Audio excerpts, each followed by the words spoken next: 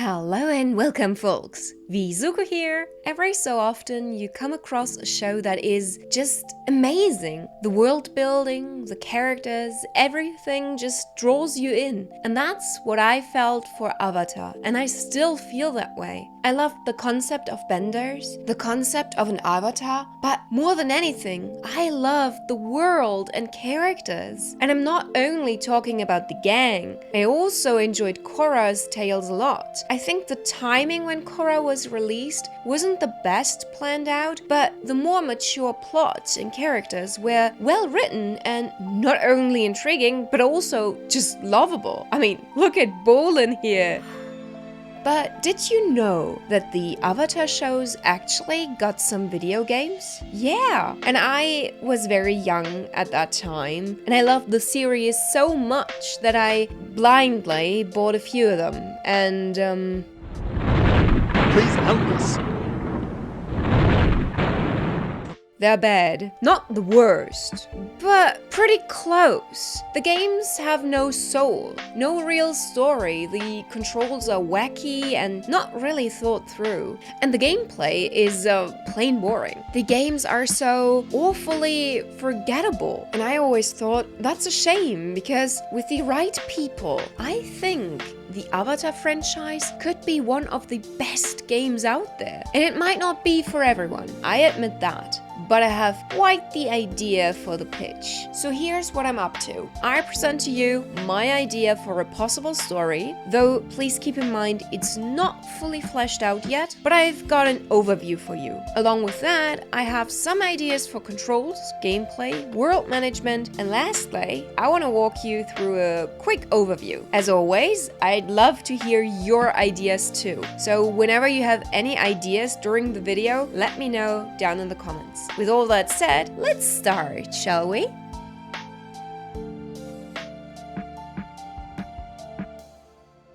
I think that decision-making and the effects of different decisions is at the core of the Avatar storytelling.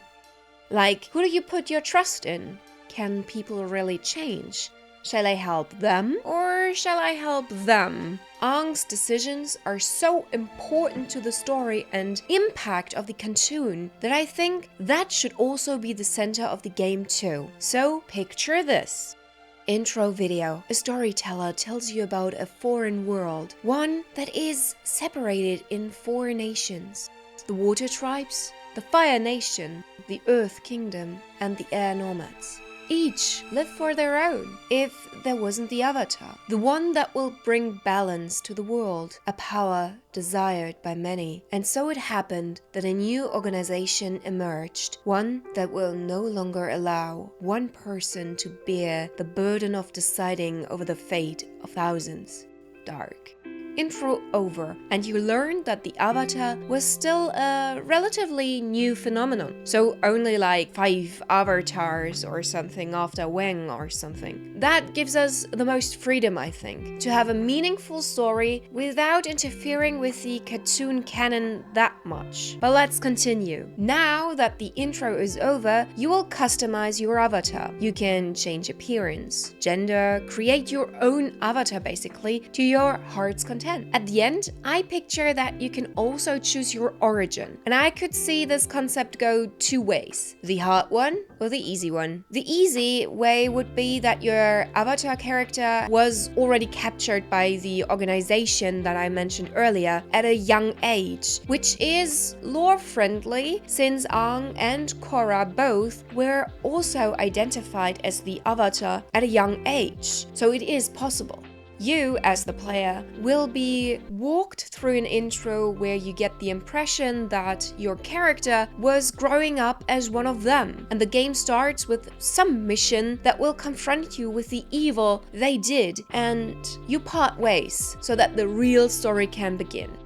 The hard way, however, is a lot more complicated. First, we need 4 different origin stories. So essentially, 4 different exposés that all need to establish the world, the time, and the culture you were raised in, but in different and distinct feeling ways. I picture it a little bit like in Dragon Age Origins. And I'll be honest here, that's where I got the idea from. I always thought that was a very cool concept, and I do understand that's a lot of work, but I always thought it was worth it. Though I have to admit that there is a little issue with that concept. The avatars are reincarnated in a certain order: water, earth, fire, and air. That means that your origin story will also influence your past avatar self, and that needs to be kept in mind. I would recommend, by the way, not to use clear year numbers or references to the exact time to avoid speculation about how many avatars exactly came before and after your character. Still, no matter which origin you choose or whether it went the hard or the easy way, every intro story will end in a tragedy that will force you to leave your home and go on a journey. I'd like you to spend the first few hours a little confused. The character shall not know too soon that he or she is the avatar, and I want your character to struggle with the world and what just happened. Since our character is not preset, we will need someone to play off of, so we'll need companions. I think there should be one character that you will meet in the intro. Maybe he or she has always been your friend or rival, something like that. But now it's just you two traveling around and basically just stranding in the first town, where you can do some side quests and maybe find even more companions. I would picture the first main quest to be some sort of maybe a confused revenge act, like your hometown just got destroyed, so you are looking to get help, or you're trying to organize something so that you can avenge what just happened. Something like that. Anyway, I think romance was always a big part of the Avatar franchise, so I think it should better be possible to date your companions as well when you did some quest for them or stuff. I'd love you to have at least one character from each region, plus a pet and an animal that you can ride. I think you need that to give you the true avatar feeling. How exactly do you find out that you are the avatar? I don't know yet, but I do know more about the antagonists to share. You see, there is the White Lotus, an organization that operates in all nations. Everyone that is part of them seems to be a master of his art, and their goal is balance and peace. And that's super noble. But back when I was watching the show for the first time and didn't know about them yet, I was very suspicious of them, at least a little bit at the start. And after the show ended, I caught myself thinking, why did they need the White Lotus? Why was it founded anyway? And eventually I came to think that, how come that some people that are evil and cruel and hungry for power didn't abuse this idea sooner? The idea of working together in more than just one nation to get richer or more powerful, even though they might not have the birthrights. Plus, I always wondered, why and how did the procedure of identifying the avatar develop? And that's what I came up with. An organization that wishes to have full control over the avatar, and on the surface, they seem awesome, diplomatic, just trying to protect and support the avatar and ultimately the entire world. But during the main story, it's revealed that in truth, it's all about power for some higher-ups. I think that idea of an organization rising and weaponizing ideals and false advertisement is something that could really fit into the Avatar universe, and also doesn't villainize any nation in particular, no matter which one you chose to be your origin. But I do admit there would be other possibilities to go with that might be even easier than just inventing this organization that I just pictured. From Kyoshi's stories, for example, we know that the Earth Kingdom had a history of war and conquest, and we could spin the story with them acting pretty much like the Fire Nation did in Aang's stories. In any way, I want you, the player, to be able to visit all nations, and each one you decide and will be forced to take sides, and the decisions you make shall determine what end you will get. Will the balance be restored?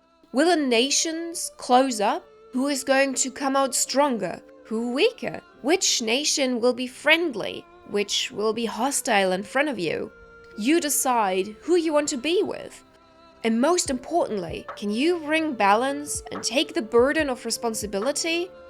Or will you fall and leave a disrupted world for your successor? I want the player to decide over the fate of the world, and I think that story concept could really make an impact.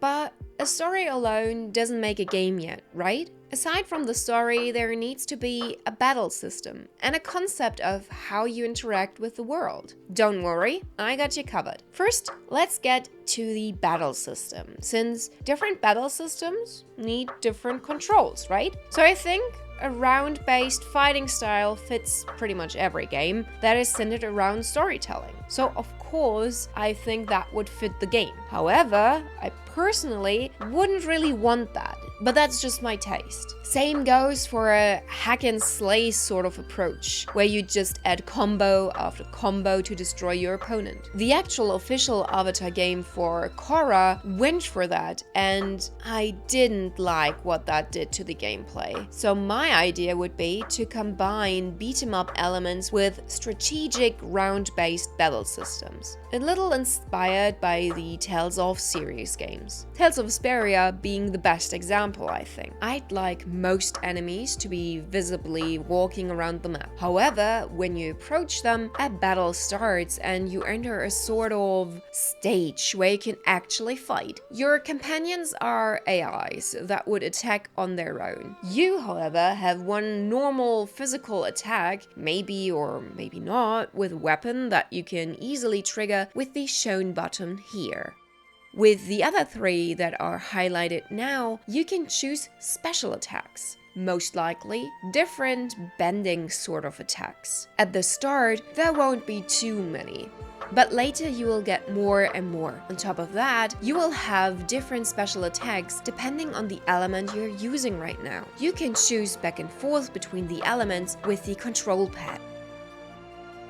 During the game, you'll be introduced to 5 skill trees that determine how you can attack and defend yourself. When and what you want to level up is completely up to you. I picture that you'll have 4 different skill trees based on the different elements that would unlock different attacks and defense moves. The 5th skill tree, however, would provide spiritual skills you could learn, buffs to boost your stats, meditation-related attacks, and of course, the avatar state that you will be able to enter when pushing both of the buttons shown at the same time. Pushing down only the left will open your inventory, in case you'll need some items. The right will open a menu where you can choose from even more skills, but you don't have any space anymore in your quick menu that I've shown you earlier. With level ups, you'll get skill points that you can put to good use by leveling up any element or spiritual power in said skill trees, however you like, giving you the opportunity to make your own individual avatar that uses his or her powers however you want them to. Outside of battles, I want you to walk around the map in third person. I don't want a completely open world, but rather one world map that is separated in smaller area maps, much like we came to know from, for example, Lost Odyssey.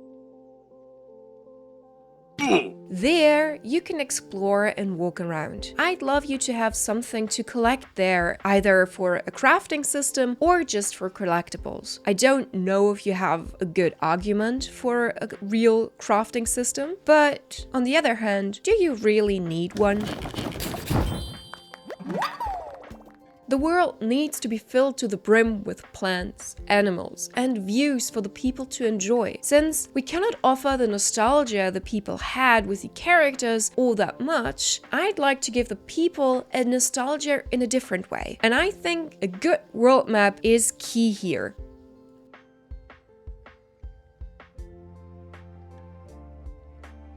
But what do you think? I know that my idea is very specific and the pitch is created around my personal tastes. I like video games with good stories, so I've put a decision-based story at the core of the game that puts you in the shoes of the avatar that you created yourself and lets you choose how exactly the story is going to proceed and if the world will be at peace once more or at war with an evil organization that will operate against you. With tough decisions decisions to make, companions to date, and much, much more. I don't have a fully fleshed out story, but if you're interested, let me know. I like battle systems that are in motion, pretty to look at, and, most importantly, in action. So instead of a round-based battle system, I'd go for a more complex beat-em-up approach, with a skill tree that will allow you to customize your character even more and play how you want. I personally also don't enjoy completely open worlds all that much in every game. So I went for a pitch with a world that is vast and open enough to enjoy and to explore, but separated in smaller chunks so that there won't be a risk that you might lose suspense by walking through plain fields. And in case you're wondering, why did you came up with this idea anyway? Well, there's this Kickstarter campaign that I came across where a new Avatar game is actually going to come out very soon. And if any of this sounds interesting to you, I would recommend checking this out, because that game actually sounds pretty cool. Unfortunately though, it's not a video game. So I made my own idea about that. So please let me know what you thought about all this, and who knows, maybe you have an even better idea. I hope you enjoyed the pitch and the video, and if you're hooked yet, I stream every Saturday over at Twitch, and new videos are out every Wednesday, with a new schedule that I shared on Discord and Twitter. So maybe I'll see you again. Anyway, until then, have it good. Bye!